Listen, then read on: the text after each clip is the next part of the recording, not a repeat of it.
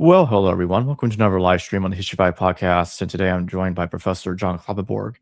And today we're discussing his debate with Professor Mark Goodacre, hosted by Bart Ehrman. And if you want to view the debate, the link to it will be in the description below and the pinned comment where you can go purchase access to the debate. And the topic specifically that they were debating on is, did Q exist? Q is a hypothetical text that is thought to be a source for Matthew and Luke's double tradition material, sayings of Jesus not found in Mark, but Matthew and Luke have. That being said, John, thank you for joining me today. Thank you. Always a pleasure. Just to recap, can you tell the audience a bit more about Q, especially for people that maybe some people that are watching this may have not ever heard of it before or don't know much about it? Well, Q is a postulate of one particular understanding of the relationship among the synoptic gospels. If you see the Ehrman's podcast, you'll see that it was divided into 4 lectures. The first lecture was simply establishing that there is a literary relationship among the first 3 gospels. By literary, I mean somebody has copied somebody else. These are not 3 independent versions of the Jesus story. There's some kind of dependence of one on the other, and analyzing the particular pattern of agreements and disagreements among Matthew, Mark, and Luke suggests that Mark is medial. That is, in some way, Mark is the middle term between the other 2. The second lecture, which was Professor Goodacre's, argued pretty clearly and convincingly, I think, that Mark is the earliest of the 3, and that Mark is the source of the other 2. That is, Matthew and Luke have used, they have both independently used Mark as a source. That leads to another problem, another question, and that is Matthew and Luke agree not only in a certain amount of Markan material, but they agree with each other about 235 verses of text, or about 4,500 words, which they didn't get from Mark. So that leaves the question, did Matthew use Luke, or did Luke use Matthew in order to get those 4,500 words of text? Or if they didn't, then we have to account for them in another way. And that's the reason for positing a as yet unknown source, or no longer known source, which we call Q, which stands for the German word Quelle, or source. And so that gives us what's called the 2-document hypothesis. That is, Matthew and Luke have both used Mark as a source, and they've used another source that we call Q, and that contains mostly sayings of Jesus, some sayings of John the Baptist, parables, the skeleton of the Sermon on the Mount, Sermon on the Plain, a number of other mostly sayings material that Matthew and Luke agree on, which they didn't get from Mark. So that's what Q is. Now,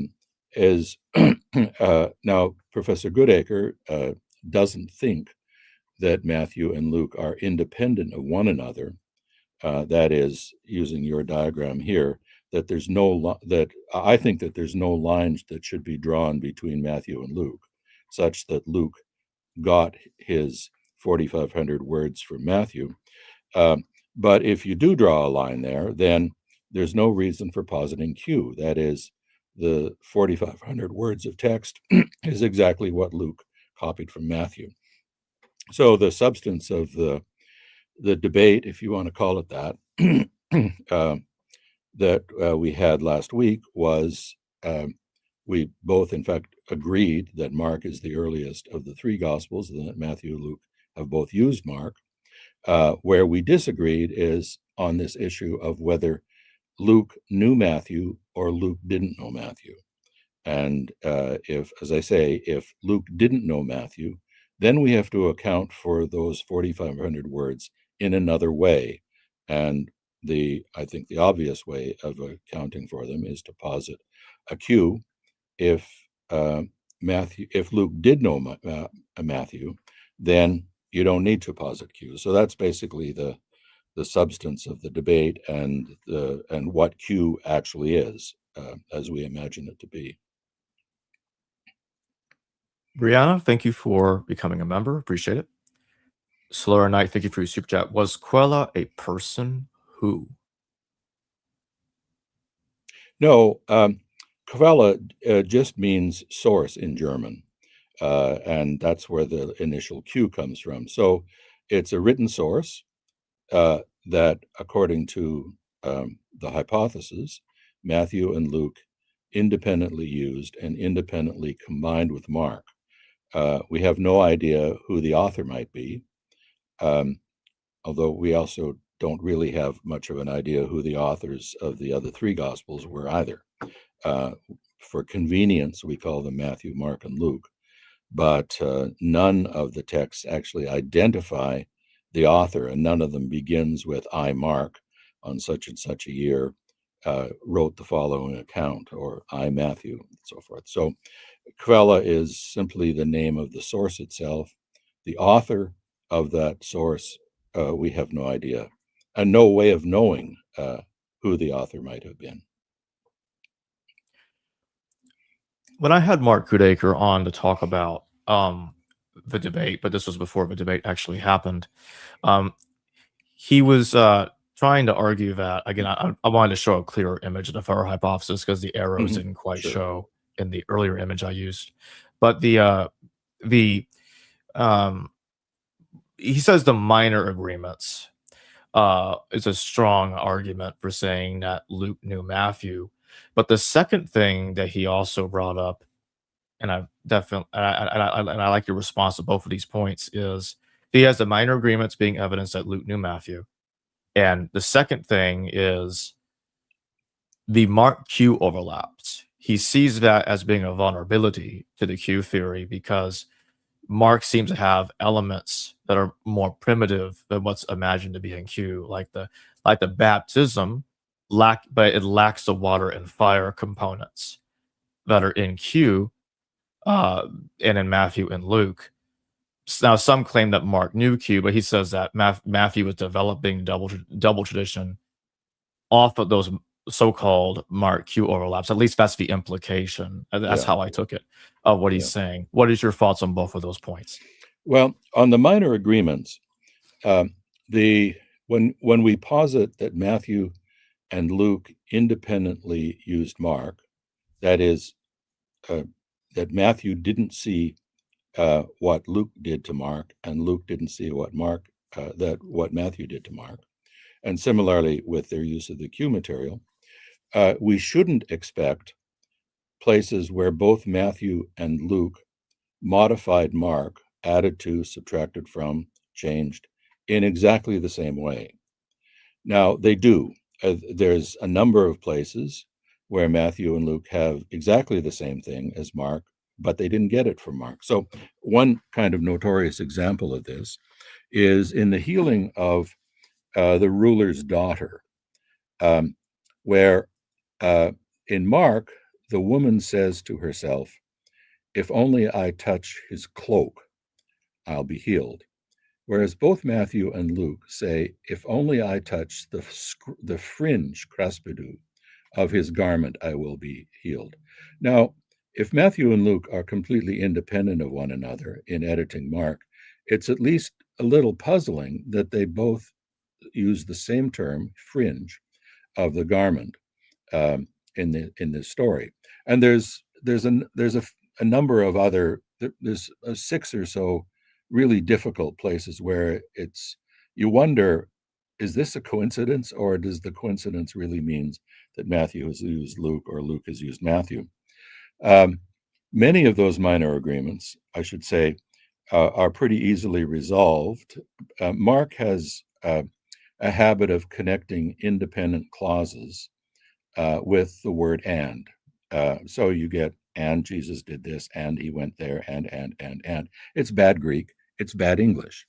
And both Matthew and Luke have a pretty strong tendency to convert some of those and clauses into properly subordinate clauses using but or the, then, or whatever. And sometimes they do it exactly in the same way.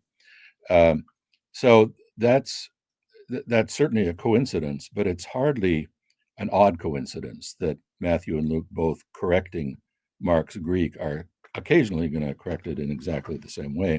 But as I say, there are a residual number of cases where it's a little harder to explain.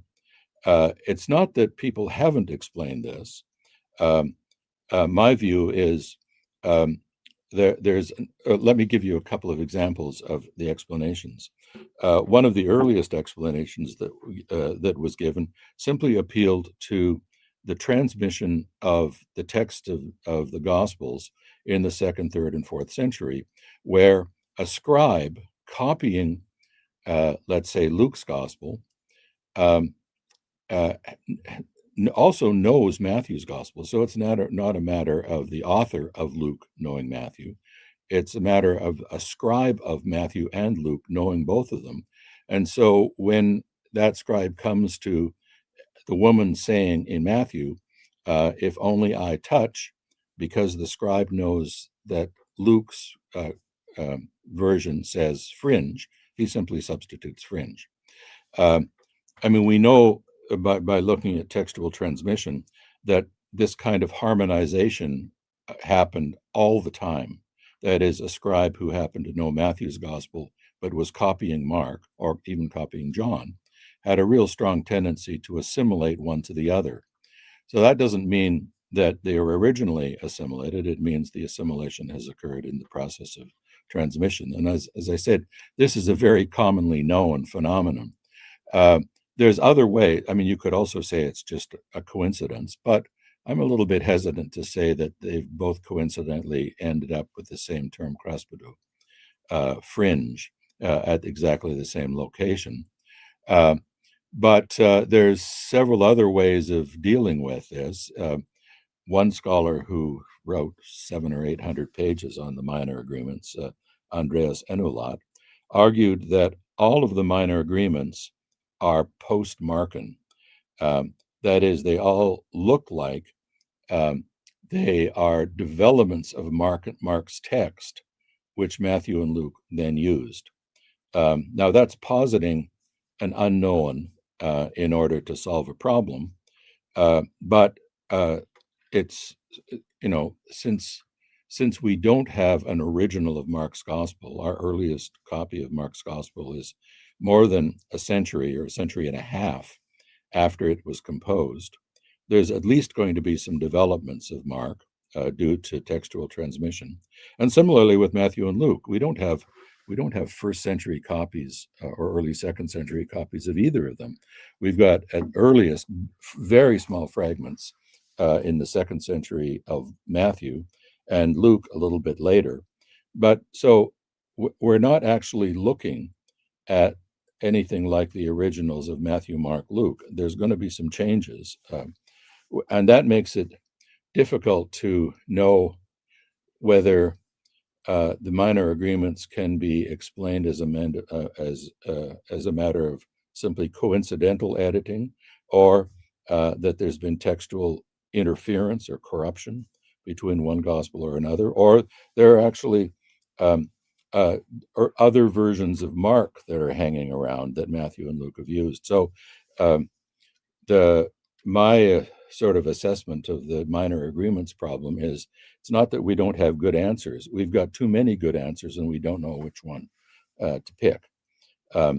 So that's really not, I think, fatal to the two-document hypothesis.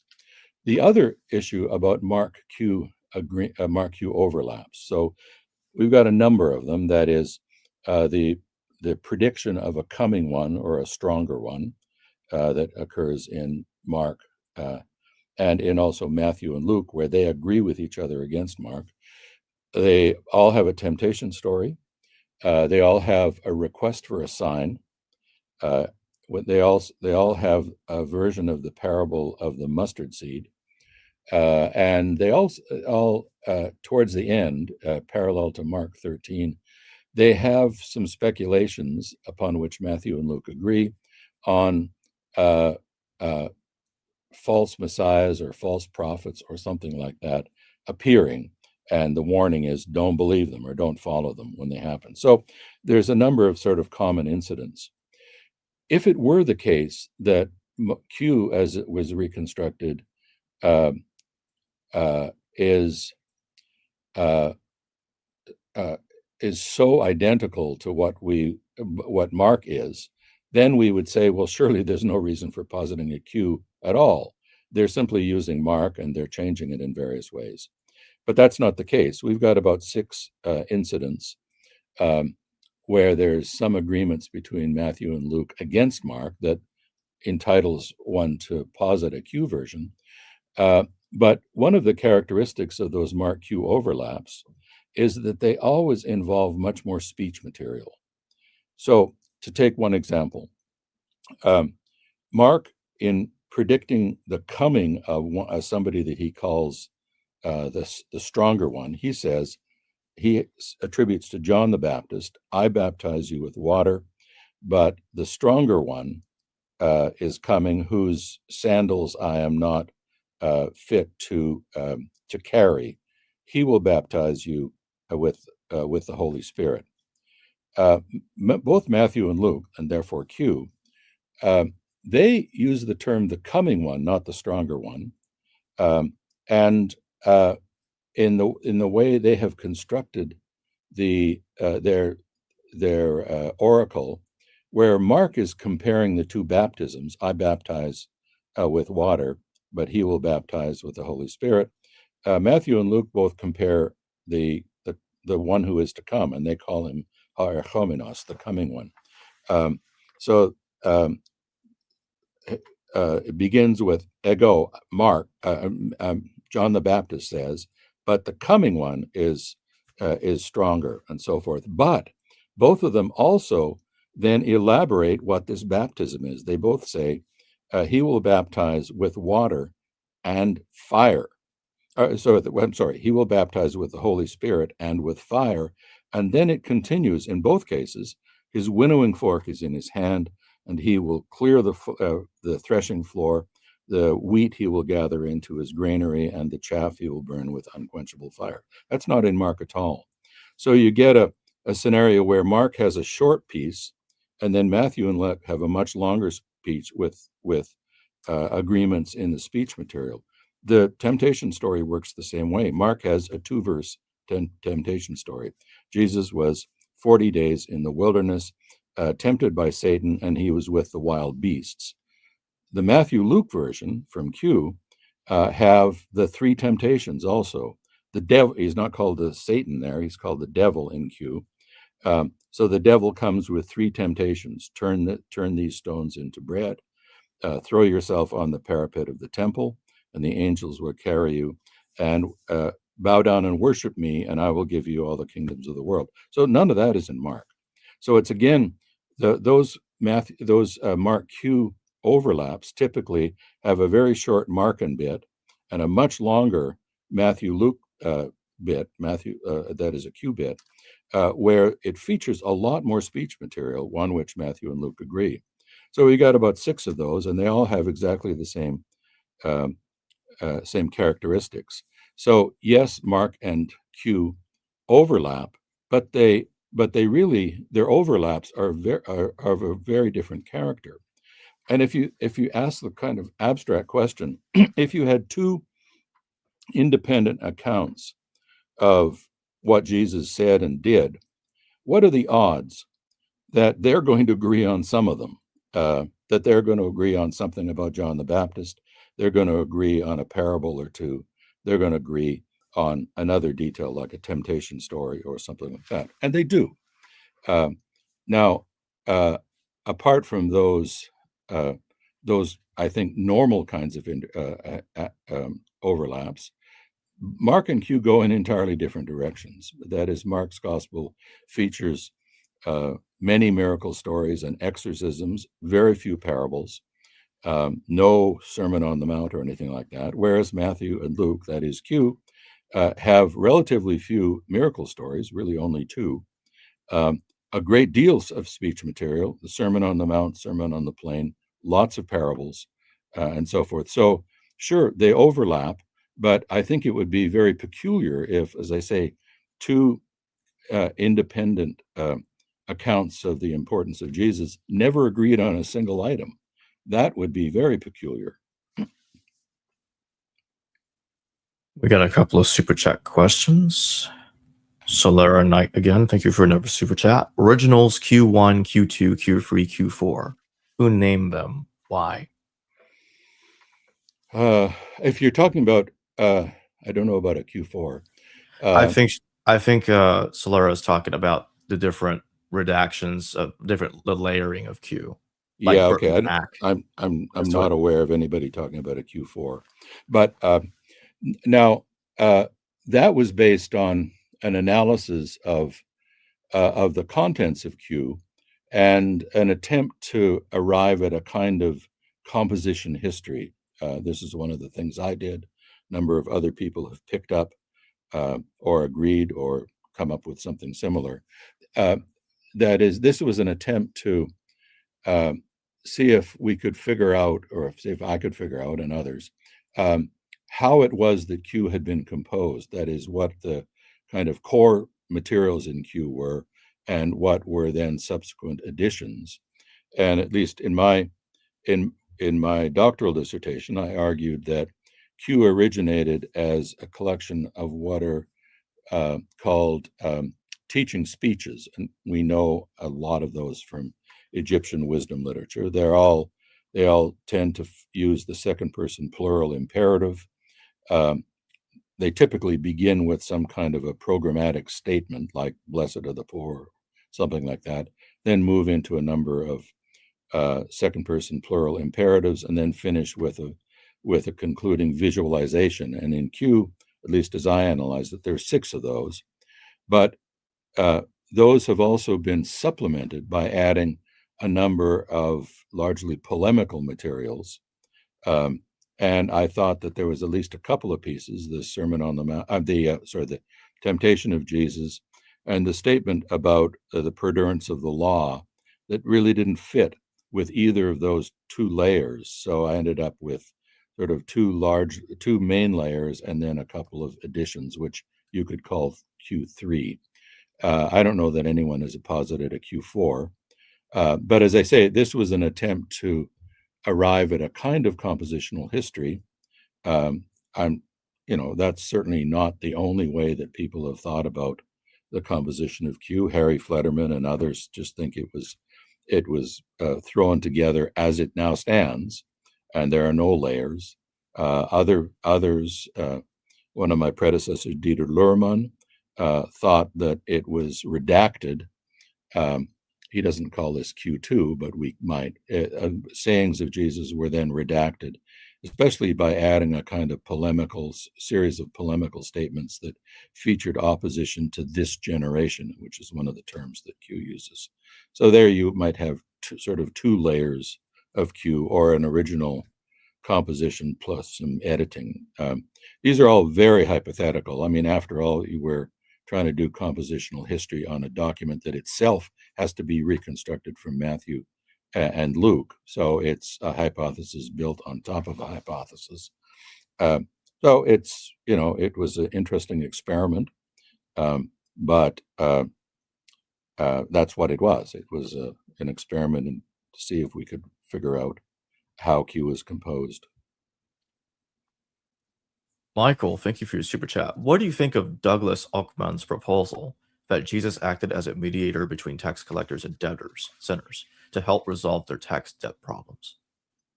Yeah, I like Ockman's work a lot. It doesn't have anything especially to do with Q or Mark. This is really a kind of different issue. But what's interesting in both the Q and the Markan material is that both of those composers know about tax collectors or tax gatherers, and both of them also know about the poor. And we do know actually quite a bit about tax collection in the ancient world. There's a recent second doctoral thesis by a German colleague named Alia Almansi on tax collecting in the ancient world. So one of the interesting features about Q are the sayings attributed to Jesus that are directed either about tax collectors or directed at them, that imagine that tax collectors might have the ability, well, tax collectors clearly did have the ability to remit taxes. Taxation system in the ancient world was a kind of system of private entrepreneurs who bought tax contracts from the Roman government and then were empowered to collect back taxes in order to make up what they had agreed to pay, plus some kind of surplus. So there was, a good amount of wiggle room in the taxation system. And a tax collector was also perfectly able to kind of forget about the taxes owing from one family or from one person. And I think that's the model that Doug Oakman has in mind. That is, tax collectors could be persuaded to or convinced that that taxation that taxes could be remitted. That's actually, of course, a feature of the Lord's Prayer. They what gets translated in King James English is "forgive us our trespasses." The term is apholema, which means debt. Forgive us our debts as we forgive those who are indebted to us. Um, so, and that's a Q text. That's the Lord's Prayer comes right out of Q, and that seems to imply that the authors of Q, speaking on behalf of Jesus, are suggesting that they engage in a kind of different economic practice that involves the remission of debts, which would include probably taxes. Uh, uh, and notice that it's coordinated with a petition to the divine. Forgive us our apholema, our apholemata. Forgive us our debts, thinking of them as that sins or misdeeds against God are like a debt. As we forgive those who are indebted to us, they're talking about real financial debts. So I think Doug's point, and I've argued this too, is that Q is imagining a kind of new way of living that that thinks about debt and taxes and so forth in a very different way than somebody like Pontius Pilate or Herod Antipas might think of those things. So it's a kind of a modification to an economic system by the followers of Jesus. Efficientai, thank you for your super chat. Obscure Jewish texts say the source of the gospel is Simon Clopas, the cousin of Jesus and second bishop. Could he be the Q author? Have you ever read this? Well, I know about Simon Clopas, but the problem is that we have no idea what text they're talking about. So could it be Q? I suppose it could be Q. It could be anything. But in order to make any kind of reasonable conclusions, you actually have to have a text to look at, and in that case, we don't. So, one of my PhD supervisor used to say, everything is possible, but we actually need some data to create plausible arguments. And so, sure, all things are possible, but since there's absolutely no basis on which to make that kind of decision, you can't say anything about it, or I can't say anything about it. Do we have manuscript evidence in which, because I think there were some scholars that try to argue that there is some manuscript evidence of Markan variants that may infer possible evidence for a deuteromark to explain the minor agreements? Yes. So this was Andreas Enolat again. So he's paying attention not only to when Matthew and Luke disagree with Mark, that is one of these so-called minor agreements, but he's paying attention also to the textual tradition of Mark to see whether there's any evidence in the textual tradition that there are other versions of Mark. The difficulty here, as I said before, is that the time span between when we think Mark was composed, let's say around 70, and 230, which is the date of P45, our earliest text of Mark, the span is so large that there's probably going to be some changes that happened, either another edition of Mark or at least copyist changes to Mark. And so this is really a kind of, this is a dead zone. You just don't know what was there. But there are there's certainly places. One of the other minor agreements is a very interesting one. So in Mark's story of Jesus' arrest and hearing before Jewish authorities, it said he was blindfolded and struck, and they said, "Prophesy." Now, both Matthew and Luke have that story. Matthew has the blindfolding, Luke doesn't, but they both agree not only in saying prophesy, but prophesy who struck you. That's a real notorious minor agreement, because Matthew and Luke have 6 words that Mark doesn't have. But if you look at the textual tradition, you'll see that scribes had a tendency to supplement Mark with the phrase "who struck you," and there's other kind of textual disturbances in the transmission of Matthew 26 and Luke 22 that at least one might think that there's another version of Mark around. I don't. As I said, the problem is that the earliest manuscript of Mark is so much later than the original of Mark that it really is a pretty difficult argument to make plausibly. If we had, something from the early 2nd century that was slightly different from Mark, then you would say, well, maybe we've got a Deuteromark there, or an Ormarchus, or something like that. But that's just not the case. So it's text transmission turns out not to help us very much on that Mark 14:65 piece. It still remains a possibility that there's either textual corruption or a second version of Mark. But being able to propose something and being able to construct a plausible argument in its favor are 2 entirely different matters. Solar Knight, thank you for another super chat. Matthew Levy, a despised tax publican. Why chosen?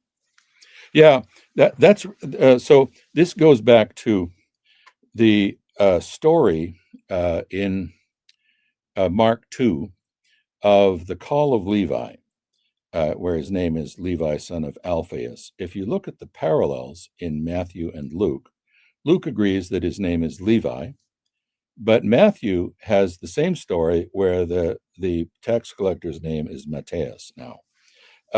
Now, that's in fact the reason that Matthew's gospel is called the Gospel of Matthew, because early transmitters of the gospel saw this change and they thought, well, he must be writing his own name into the story. I mean, that in no way follows logically, but it's certainly an interesting feature that Matthew's gospel has used the name Matthew in the same story that where Luke and Mark call him Levi. It's a little bit hard to know why the author of the first gospel would have changed it. Matthias is one of the most common names for a Jewish male in the ancient world, say in ancient Palestine. Levi is also, of course, a good Jewish name, but it also would suggest that that tax collector is a Levite, that is, belongs to one of the priestly clans. Who knows why Matthew has made the change. I don't think there's a plausible reason for saying he's writing himself into the story. I think it's more likely that he's picking a non-priestly name to give to this tax collector. We've got another named tax collector now in Luke, and his name is Zacchaeus. That's in Luke 19. We don't have parallel stories in Matthew and Mark for that story, but Luke has a story where the chief tax collector is named Zacchaeus, also a very good Jewish name, but not a Levitical name. That is not a priestly name. So I don't know. That's a puzzle where we don't really have a very good answer for why Matthew decides to change the name at that point. Zealand's in. Thank you for your super chat. Zealand says thank you. Oh, thank you for the super chat. I appreciate it.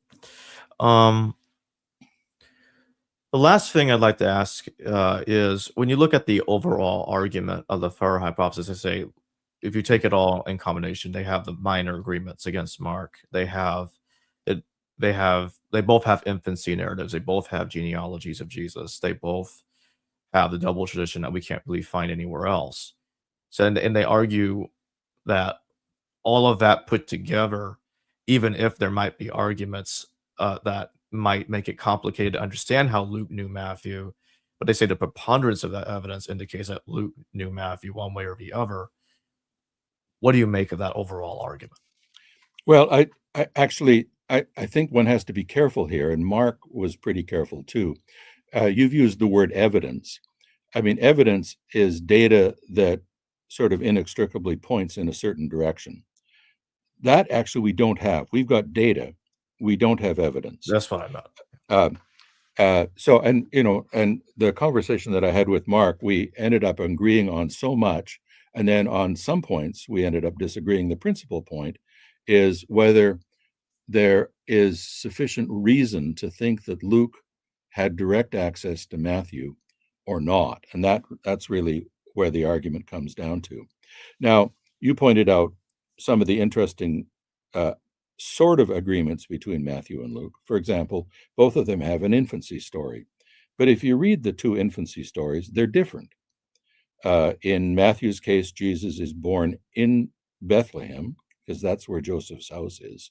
In Luke, his family actually is from Nazareth, and they come to Bethlehem. In Matthew's account, he's born in a house, because it's Joseph's house. That's, of course, where he's born. Luke has the more interesting story of Jesus being born in a stable along with some sheep. In Matthew's gospel, it's the magicians, the magi who come to visit him. In Luke's story, it's the shepherds, and so forth. So, yeah, they both agree that Jesus was born. They both agree that it happened in Bethlehem, and in practically every other detail, they disagree. That's also the case with the resurrection appearance stories. Mark doesn't have them. Matthew and Luke both have them, but they're different stories. They're completely different stories. So one of the challenges for the Farrer hypothesis is to account for why Luke, having seen Matthew's infancy story, doesn't replicate even any of it except for the name Bethlehem and born. Or why in the resurrection appearance stories that Luke sees Matthew's stories and doesn't take any of them. And we have similar issues with the material. I mean, if you compare Luke and Matthew carefully, even where they do agree with sentences against Mark, they typically place them differently in a different set of stories. Let me just give you one example of this. So in Q, there was apparently a promise that Jesus makes that in the renewal or in the resurrection or at some point, you will sit on 12 thrones judging the tribes of Israel. Now, Matthew connects that saying with a story in Mark 10, where Mark's story begins with a rich man who says he wants to follow Jesus, and Jesus says, "That's fine. Dispense with all of your possessions and give them to the poor, and then follow me." The man is unhappy about that and goes away sad. And then Peter and the disciples say to Jesus, "Well, we have given up everything to follow you. What about us?" And in Mark's story, Jesus says, those who have given up family and friends and so forth will receive 100-fold back in the resurrection. Now, that's the point at which Matthew plugs in, and you will sit on 12 thrones, judging the tribes of Israel. So both of these sayings, you will get back 100-fold, and the 12 throne sayings are reward sayings, and they fit pretty perfectly with the context in Matthew 19, which is parallel to Mark 10. Now, Luke's got the same sentence, the same thing about 12 thrones, but it's not put there. That is, it's put into the Last Supper in Luke 22. So one would ask the question, well, if Luke has actually seen the way in Matthew, or the way in which Matthew combined the Q saying, or let's say the 12 throne saying with the Markan context, why did he take the 12 throne sayings out and put them in an entirely different place in his gospel? And after Matthew 4:16, Luke does this consistently on the far hypothesis. He consistently does this. That is, he removes the way in which Matthew has combined a Markan context with another saying. He's taken the other saying, removed it from its Markan context as it appears in Matthew, and put it somewhere else. Now, that's possible. Surely it's possible that the author of Luke has decided to do that. It's a little bit puzzling why he would do that. That is, why he would disarticulate Matthean compositions as they exist in Mark, only to place individual sayings at different places. But on the far hypothesis, he's done that. On the two document hypothesis, both Matthew and Luke are independently editing Mark and independently sticking Q material into Mark. Now, if they're independent, that also accounts for the fact that they make completely different decisions about how they're going to connect a Q text with a Markan context. So the fact that Matthew has decided to connect the 12 throne sayings with Mark 10 and Peter's question, what about us? And the fact that Luke has put it into the Last Supper sequence, that's explicable if neither has seen what the other did. And, the example that I use is if I give to undergraduates a narrative about Socrates and a bunch of Socrates sayings and ask them to combine them. Well, if I've got 30 in the class, I'm going to end up with 30 different biographies, because the students will have made different choices about how to put a Socratic saying into a Socratic narrative context. If it turned out that they all decided to put it in the same place, I would say, well, somebody's copied from somebody else here. And that's essentially what we've got with the synoptics. That is, we've got a kind of Markan backbone, and we've got sayings material, but Matthew and Luke have made almost completely different decisions about how to house or locate or to peg those sayings. That's what you would expect if they are operating independently of one another. If Luke is always using Matthew for those sayings, you would expect him sometimes at least to agree with the way in which Matthew had combined Markan framework with those sayings material. But after about chapter 4, in both of their cases, they don't agree. So that's a challenge for the Farrer hypothesis. I don't want to imply that that's a fatal problem, but it's certainly a problem that's going to require a lot more thinking and justification than has so far been provided. It's not that there are not problems with the two document hypothesis. There are. Minor agreements are one of the problems. Mark Q overlaps are potentially a problem. I think not a very serious one. But we still end up with a residue of problems that the hypothesis doesn't really address very well. And that's also the case with the Farrer hypothesis. So for me, and I think for Mark too, our solutions to the the synoptic problem are a matter of, for each of us, coming up with a solution that seems to account for most of the data most of the time by what we both think are the most plausible kinds of explanations. Now, we have different judgments about what are the plausible explanations here, and hence he ends up with the Farrar hypothesis. I end up with the two document hypothesis. There, no one has a slam dunk here. There are no proofs on the horizon one way or the other. There's only scenarios that make a lot of sense of a lot of the data, and that's what we're stuck with. And so for me, the two document hypothesis and the positing of Q make the best sense of the data that we've got. But I'm certainly not going to say that it's been proven, or that the Farrar hypothesis is impossible. That's simply not responsible. Slower Night, thank you for your super chat. Maybe offers concern copyright infringements. Well, look, the ancient world wasn't concerned with copyright like we are today. That's true. And if there were copyright laws, both Matthew and Luke would be in deep trouble. Efficient Ty, thank you for your super chat. Luke and Matthew disagree too much to say Luke knew.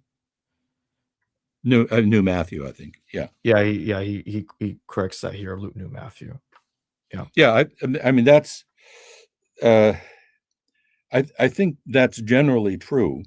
I mean, my example of the infancy stories, where yes, both of them say that Jesus was born in Bethlehem, but they disagree on almost every other detail. Now, one of the things I tell my graduate students is that we're all smart people, and we can, we might be able to come up with an explanation of the extent of the disagreements, but you have to do that. You actually have to come up with an explanation of just why Luke's infancy story is so different from Matthew's. And I'm not willing to say it's impossible to come up with an explanation. One hasn't been given yet, but there's a lot of smart people out there who know literature, ancient literature, very well, and maybe someone is able to come up and convince us that it does make sense that Luke would have so massively changed Matthew here. It hasn't been done yet, in my view, and so as long as it hasn't been done, then I think we have to explain those data in a different way. So I agree with your general statement that Luke changes Matthew a lot here, not only in wording but in sequencing. So there's a great deal of editing that's going on. But one of the points that Mark Goodacre made in the debate was, he said he thinks that we've maybe underestimated just how inventive and creative Luke was. Well, go for it. That is, write a book that explains the creative, adventuresome, kind of radical Luke, who did these things to Mark and to Matthew, and make a plausible case for it.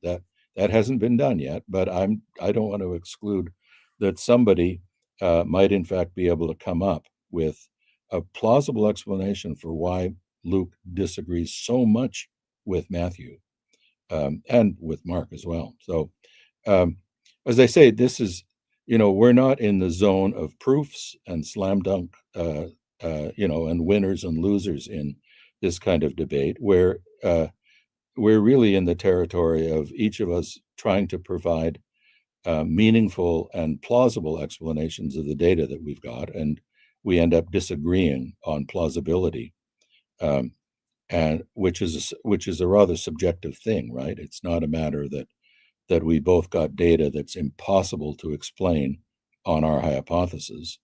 What our job is actually to come up with plausible explanations that account for those data, and we've got, there's at least two or probably even three different ways of explaining those data.